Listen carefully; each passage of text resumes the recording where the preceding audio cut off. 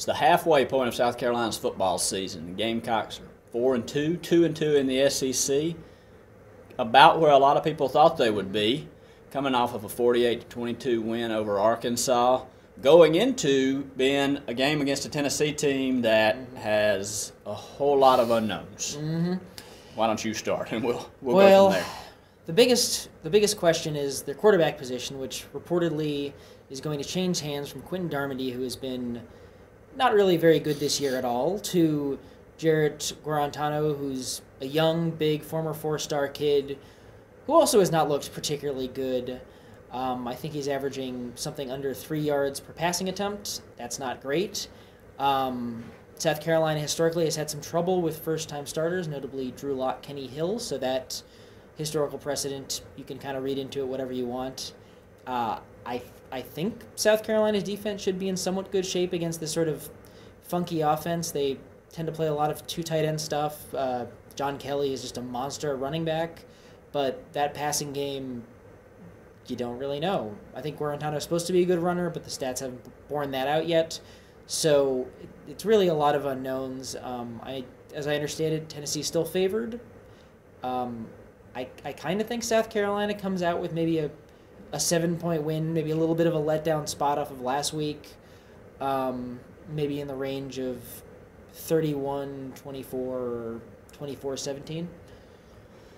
The only thing that I know necessarily about South Carolina's offense after the Arkansas game is that they have more, or it has more confidence than it had before the Arkansas game. Ran for 159 yards. Everybody felt good about that.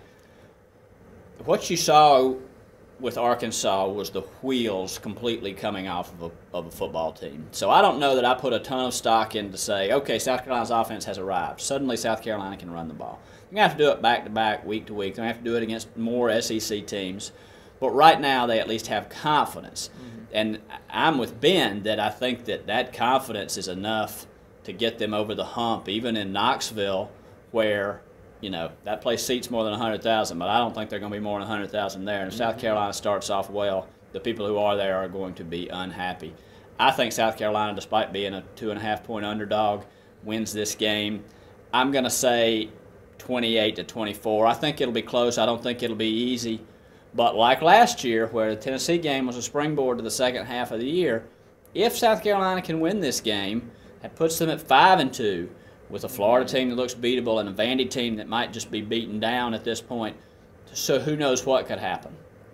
Again, South Carolina's not to the point as a program it's going to roll the helmets out there and beat anybody in the SEC.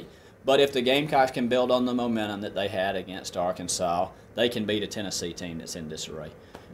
It's unbelievable. I've never dealt with a credit union or bank that makes it so easy and is so comfortable. No, it's just wonderful. They're very courteous, kind, very informative.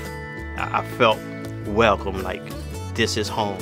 You are definitely not another person walking in the door at Palmetto Citizens. They are one of a kind.